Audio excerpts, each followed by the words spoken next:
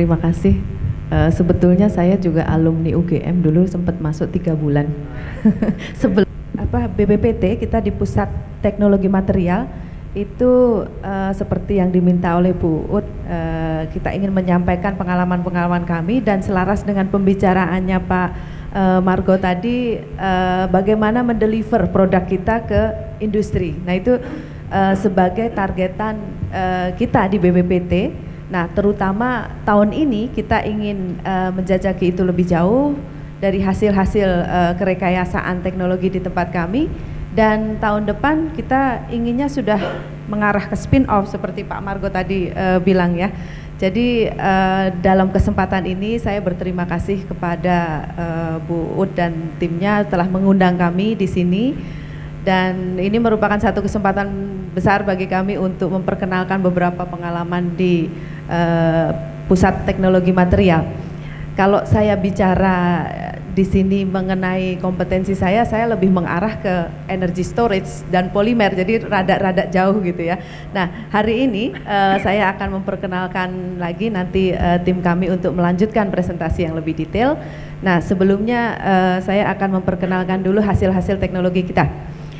Di sini saya akan membawakan tentang perekayasaan biomaterial. Biomaterial di sini tuh lebih ke biocompatible material di BPPT sendiri karena beda dengan serat alam dan sebagainya ya, bukan yang ke arah situ tapi lebih ke biocompatibility-nya.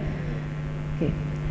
Lalu di sini saya akan bacakan nanti mengenai motivasi dan juga pendekatan RDIO. Jadi kalau di BPPT kita mengenal istilah RDIO.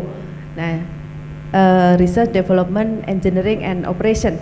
Nah itu nanti kita akan jelaskan. Nah, selanjutnya untuk kegiatan kami untuk rekayasa biomaterial khususnya karena kita punya beberapa grup ya, bukan hanya biomaterial tapi ada grup polimer, ada grup logam, ada grup energi dan sebagainya.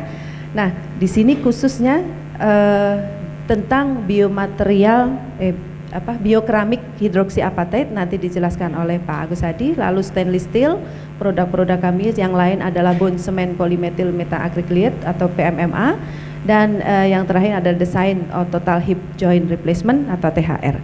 Dan selanjutnya nanti mengarah ke kolaborasi dan kerjasama, mungkin bisa kami diskusikan lebih lanjut ya. Nah, untuk salah satu motivasi kita kenapa kita masuk ke dalam ranah yang terkait dengan medis ini, karena dorongan kita untuk mengarah ke mensejahterakan seluruh rakyat Indonesia, dan kita harus mempunyai program yang bersifat impact-nya ke nasional. Jadi untuk masalah kesehatan terlahir konsep BPJS ini mengundang kita untuk semakin bersemangat menghasilkan inovasi-inovasi dalam teknologi material khususnya untuk alat kesehatan. Kita memang sudah mulai sejak 2004 sampai sekarang, alat-alat kesehatan sudah banyak kita lakukan penelitiannya, dan kita harapkan memang tahun ini ada yang bisa deliver ke industri. Nah, alasan-alasan yang lain untuk alat produk kesehatan itu banyaknya ya, ini mungkin kalau di masalah kesehatan sudah banyak paham ya mengenai jumlah dan usia harapan hidup dan selanjutnya, lalu banyaknya pergantian organ tubuh. Nah kita memfokuskan juga kepada hip joint replacement. Lalu di sini ada status bahwa belanja alat kesehatan RI itu sudah cukup besar. Nah di dalam hal itu berbagai material itu masih impor. Kita percaya bahwa material ini menjadi base dari berbagai alat kesehatan tadi, dan itu masih kita dapatkan dari impor. Dan saya pribadi juga kalau ke urusan kesehatan ini paling mahal gitu ya. Jadi kita lakukan substitusi impor dari bahan baku untuk produk alat kesehatan itu sendiri. Nah, ini saya singgung tadi masalah RDIO. Jadi kegiatan teknologi yang ada di BPPT itu selama ini kita bergerak di research untuk penelitiannya, bahwa kita mulai dari state of the art. Jadi pembuktian kebenaran dan ketidakbenaran atau suatu hipotesis seperti itu, lalu kita mengembangkannya lagi dalam development. Nah, development ini kita membuktikan pemanfaatan teknologi tadi. Lalu kita mengarah lagi ke kerekayasaan atau engineering. Nah, di kolom engineering ini kita harus merealisasikan hasil pengembangan dengan menciptakan nilai produk atau proses produksi dengan mempertimbangkan semua aspek unsur teknologi. Nah, di sini khususnya untuk teknologi material untuk alat kesehatan, setelah ini untuk operation kita bersinggungan dengan medis. Jadi ini ranah yang kita harus kolaborasikan dengan pihak medis di sini untuk apakah memberi inputan, sharing, lalu bagaimana mencoba merealisasikan produk-produk kami hingga itu bisa terserap ke masyarakat. Nah, di sini untuk operation kita ingin melaksanakan penerapan operasional produk kerekayasaan kepada pelanggan. Ini salah satu fokus dari visi dari BPPT itu adalah inovasi dan pelayanan teknologi. Jadi kita harus mendeliver produk-produk kita menjadi satu hasil yang dimanfaatkan dan berimpak nasional. Jadi kita ingin adanya satu produk kita yang menjadi unggulan, dan dalam hal ini nanti akan dijelaskan oleh Pak Agus Hadi, itu salah satu produk unggulan kami di BPPT yang unggul kelembagaan. Jadi udah harus kita fokus dalam kegiatan tersebut. Nah, ini ada satu summary status kegiatan perekayasaan biomaterial ini. Di sini kita sudah mulai dari tahun 2003 itu development of hydroxyapatite powder via sol gel teknik. Nah, pada saat itu juga kita sudah mencoba toxicity test di hamster. Lalu yang kegiatan berikutnya itu ada development of porous hydroxyapatite via spawn impregnation technique. Itu juga kita sudah teskan pada kelinci. Lalu development of medical composite of hydroxyapatite sebagai drug delivery with certain release. Nah, ini ada kegiatan yang didanai oleh Ristek juga, dan kita sudah coba di dalam kelinci. Lalu berikutnya kalau dilihat dari sini memang pendanaan BPPT itu juga on off. Jadi ada 2003, 2004, lalu kita dapat dari insentif Ristek. Kadang-kadang mood pemerintah untuk mendanai itu mesti dipelihara dengan baik. Jadi kita juga sekarang sudah mulai, terutama di 2007 sampai sekarang, ya alhamdulillah bisa lebih continue lagi, continuitasnya sangat tinggi. Nah, kita masih jalankan mengenai hydroxyapatite. Ini dari Indonesian Limestone tahun 2007, kita juga sudah mencoba toxicity-nya. Lalu development of bipasic calcium fosfat, ini di 2010. Lalu scaling up dari hydroxyapatite powder production. Nah, ini scaling up untuk memproduksi hydroxyapatite. Ini patennya gitu diajukan pada tahun lalu. Ini masih proses, biasanya sih sekitar 2 tahun baru granted. Jadi sudah kita mulai mengenai scaling up dari HA. Dan berikutnya adalah development of PMMA bone cement. Ini toxicity-nya juga sudah dites, dan kita sudah punya granted patent di sini kalau untuk khusus PMMA ya. Lalu tema selanjutnya adalah development of manufacturing technology of implant. Nah, ini menggunakan investment casting yang saat ini menjadi program unggulan di kami. Jadi statusnya sekarang implant material dan prototipenya sudah ada, industrial manufacturing prosesnya sudah kita jalankan. Ini juga kegiatannya on off. Jadi dulu 2007, terus sekarang dimulai lagi dari 2 tahun terakhir. Dan yang lain terkait dengan teknologi implan itu, ada development implan material khusus untuk SS316L. Nah, ini menggunakan local resources. Dan yang terakhir adalah design of biomechanical analysis dari total hip joint replacement. Nah, kerekayasaan semacam inilah yang kita lakukan, dan tentu saja kalau lebih detailnya saya akan memperkenalkan. Ini ada Dr. Agus Hadi. Beliau adalah perekayasa utama di BPPT yang dulunya dari ITB ya. Structural Engineering, lalu dilanjutkan S2 dan S3-nya itu dari University of Wales di UK, dan sekarang menjabat sebagai Kepala Program Pengembangan Penerapan Teknologi Material khusus untuk alat kesehatan. Nah, saya persilahkan Pak Agus Hadi untuk meneruskan presentasi ini lebih detail ya. Ya, terima kasih. Sekian dari saya. Assalamualaikum warahmatullahi wabarakatuh. Mohon izin untuk berdiri. Baik, terima kasih Bu Enia. Jadi saya ingin melanjutkan saja apa yang sudah dilakukan di BPPT, khususnya di Pusat Teknologi Material. Dan ini hanya bersifat mungkin information sharing ataupun juga berbagi pengalaman begitu apa yang telah kami lakukan. Seperti disampaikan tadi, secara konsisten juga, konsistensi itu juga agak sulit kami terapkan begitu ya, mengingat dia dari sisi pendanaan on and off. Next. Baik, saya akan memulainya dengan, silakan lanjutkan. Ini adalah rancangan kami pada waktu mungkin tadi disampaikan 2003-2004 kami sudah membuat semacam technological roadmap. Ini pada dasarnya mengacu juga pada tahapan RDEO yang kalau dilihat di sini.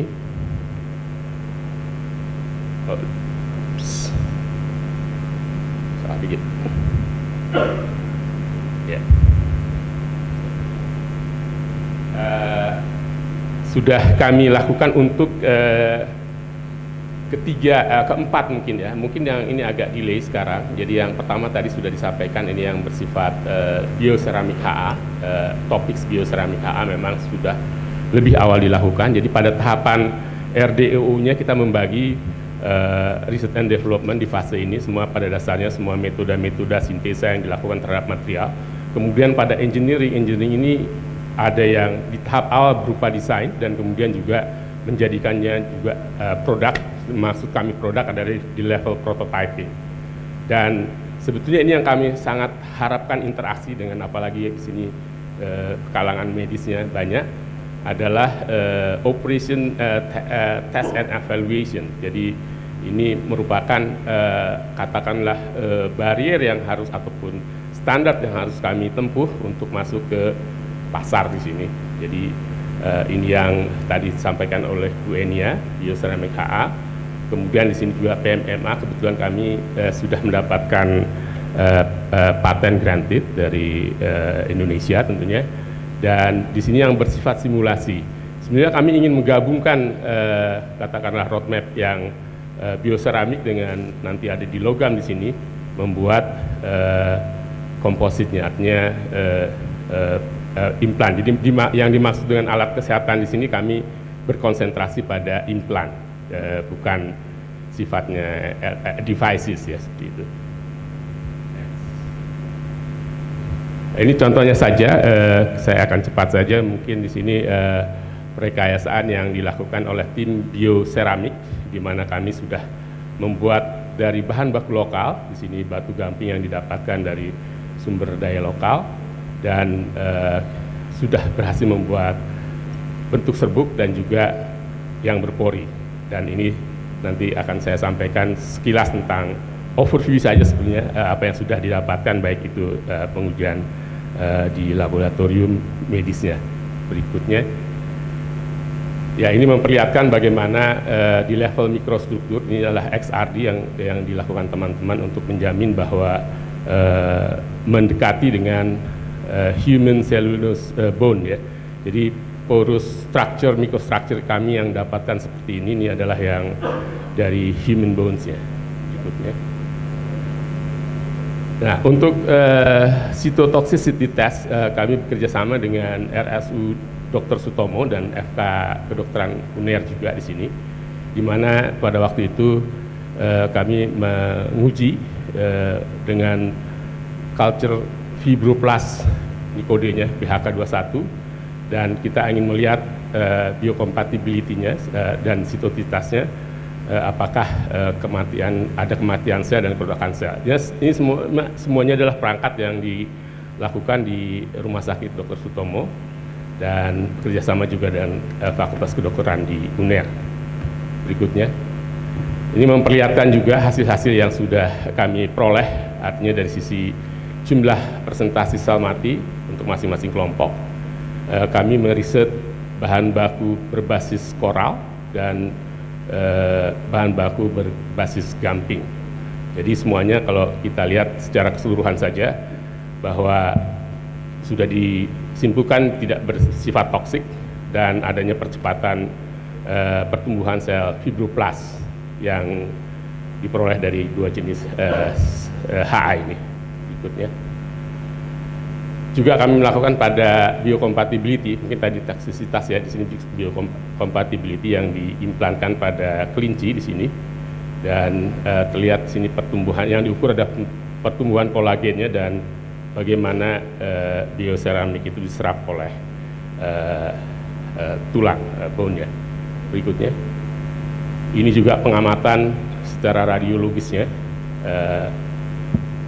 yang ini adalah pertumbuhan dari tadi kolagen ya, waktu 5 minggu dan 10 minggu. Jadi memang baik yang berbasis koral maupun gamping ini telah dapat disimpulkan merangsang terbentuknya tulang baru atau yang dikenal dengan, mungkin ini sangat familiar di kedokteran, osteokonduksinya sudah didapatkan, walaupun tentunya tidak sebaik dengan allograftnya.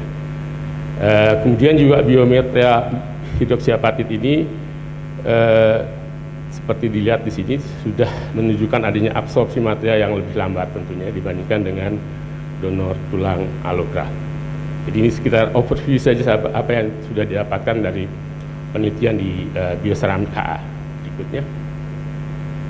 Kemudian yang ini tadi sudah disampaikan juga oleh Ibu ini ya, ini adalah salah satu dari kegiatan riset kami yang sudah mendapatkan paten tahun 2012, memang ini 2 tahun kalau tidak salah, diajukan 2010, 2012 baru diperoleh. Dan di sini klaimnya adalah bentuk spheric, inilah yang dalam klaim paten ini yang bisa didapatkan dengan proses sintesa yang dilakukan oleh para peneliti. Berikutnya, pengujian juga dilakukan bekerja sama dengan Departemen Ortopedi dan Traumatologi dari RS Dr. Sutomo dan FK UNER, dan kita melihat bagaimana histologi tulangnya dan juga sel osteoblast dan fibroblast yang dipakai oleh mereka. Berikutnya, dan ini adalah hasil toksisitas. Jadi pada dasarnya apa yang dibuat oleh BPPT dengan barium sulfat waktu itu ataupun tanpa sebetulnya sudah terbukti tidak toksik. Dan kemudian juga kesimpulan yang kedua itu kami sudah mendekati standar produk standar ini. Depo ini company yang membuat PMMA dengan kode CMW3, dan juga didapatkan tadi karena kita meneliti dalam level in vivo juga memiliki efek perangsang pertumbuhan sel fibroblastnya. Jadi inilah hasil-hasil yang didapatkan, dan di sini adalah product reference yang kami refer untuk menjadi suatu produk yang bisa masuk ke pasar. Berikutnya. Baik, berikutnya ini adalah mungkin yang tadi disampaikan juga on and off kami melakukan mulai 2007, belum begitu berhasil, tetapi tahun-tahun ini tahun baru saja tahun 2014 memperlihatkan hasil yang agak positif, dan kami yakin ini bisa juga siap untuk memasuki tes di bidang medis, dan akhirnya mungkin bagaimana bisa masuk ke pasar.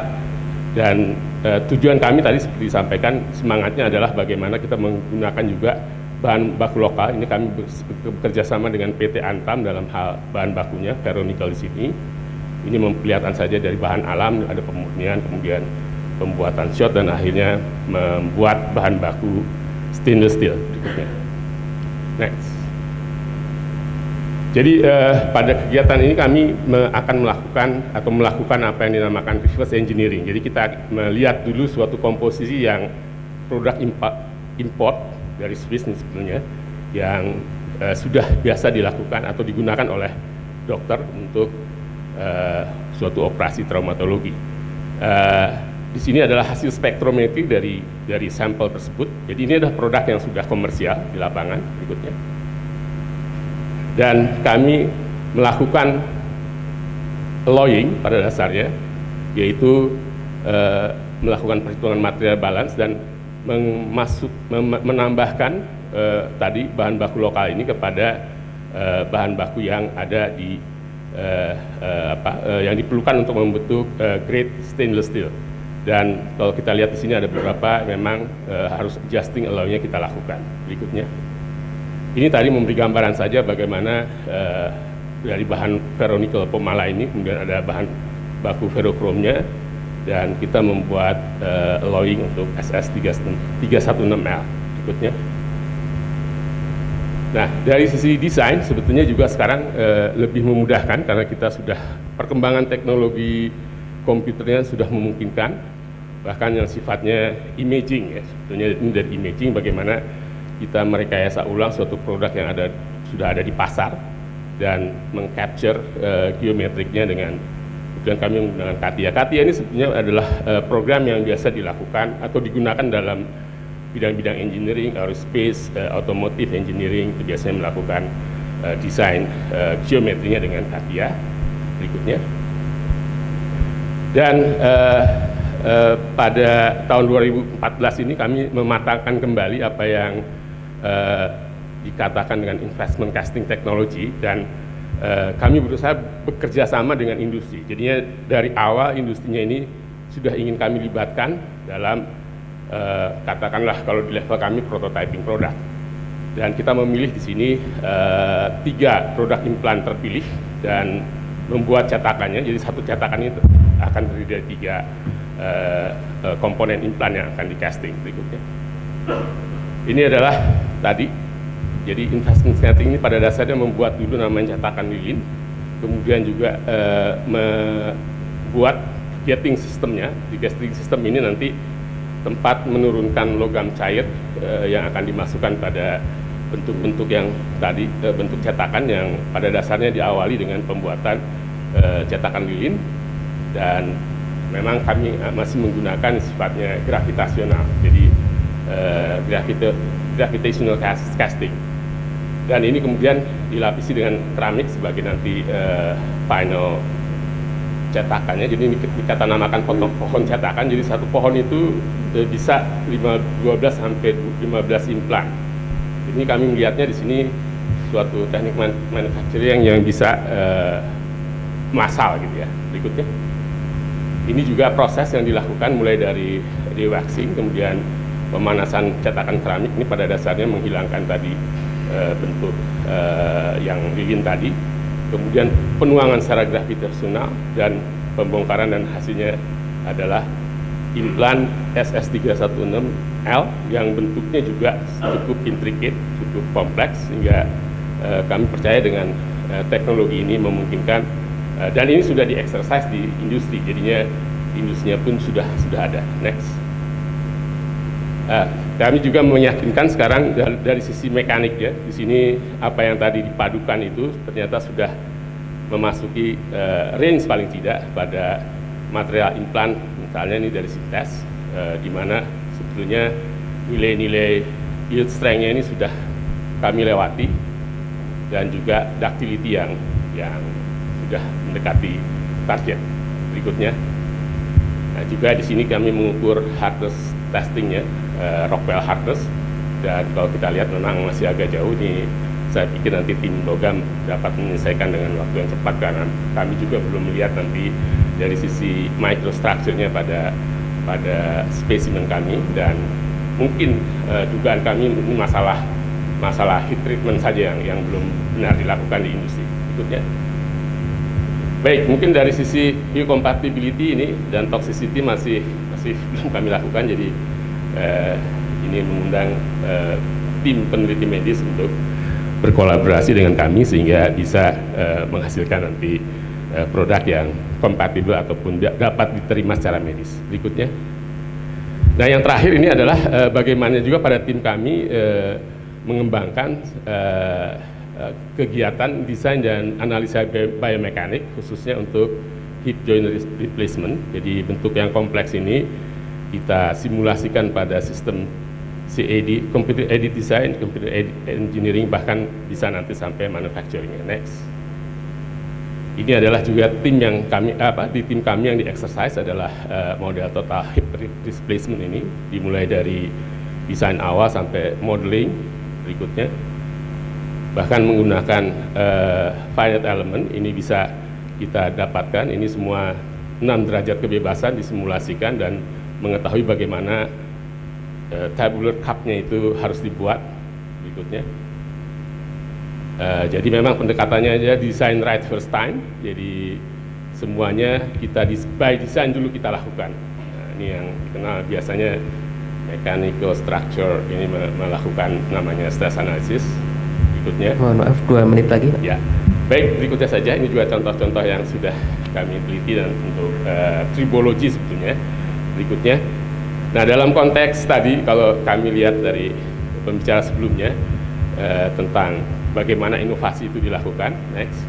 Jadi kami melihatnya di sini dengan sistem triple helix. Jadi ada government, akademik dan lead banknya di sini dan sistem industrinya di sini. Nah, disinilah yang harus kita padukan bersama berikutnya dengan segala macam framework conditionnya. Jadi kami percaya mungkin dari perguruan tinggi, lead bank ini bisa menemukan intensi, dan sebetulnya inovasi itu sebetulnya yang marketable ada di sistem industrinya, dan di mana mungkin di sini ada intermediasi institution. Kami melihatnya seperti LPPN, kami sendiri ada namanya BPPT Engineering yang menghubungkan dua pol ini, dan juga sebetulnya yang tidak kalah penting bagaimana kebijakannya supaya produk-produk lokal itu bisa digunakan di Indonesia. Berikutnya, nah jadi ini bagaimana menghantarkan namanya berikutnya difusi dari sistem lead bank pendidikan ini masuk ke sistem industrinya melalui suatu difusi teknologi berikutnya, dan akhirnya memang di sini perlu suatu proses pembelajaran yang sifatnya triple helix katakan di sini berikutnya. Ini adalah rencana kami ke depan, utamanya akan terfokus juga pada hidroksiapatit, pengembangan yang lebih advance. Dan untuk SS316L implant ini pada arahnya adalah bagaimana mengantarkan teknik ini pada industrialisasi. Jadinya mass production ini menjadi concern dalam penelitian ini. Dan terus terang kami sangat tadi kalau di atas itu ada namanya OTE, maka kolaborasi dengan bidang medis ini sangat diperlukan untuk keberhasilan rekayasa yang dilakukan berikutnya. Ya, sebagai penutup mungkin tadi paling tidak pada titik ini kami sudah berhasil membuktikan atau proof of concept dari rekayasa materialnya yang tentunya akan masuk ke level medical. Nah, ini perlu kolaborasi dari semua bidang-bidang tadi, dan hemat kami memang untuk secara nasional kita harus membentuk kerangka sistem nasionalnya supaya keberhasilan bisa masuk secara nasional dan bisa bangsa kita bisa menggunakan produk dari anak bangsa sendiri. Terima kasih. Ya, terima kasih Pak Agus. Saya kira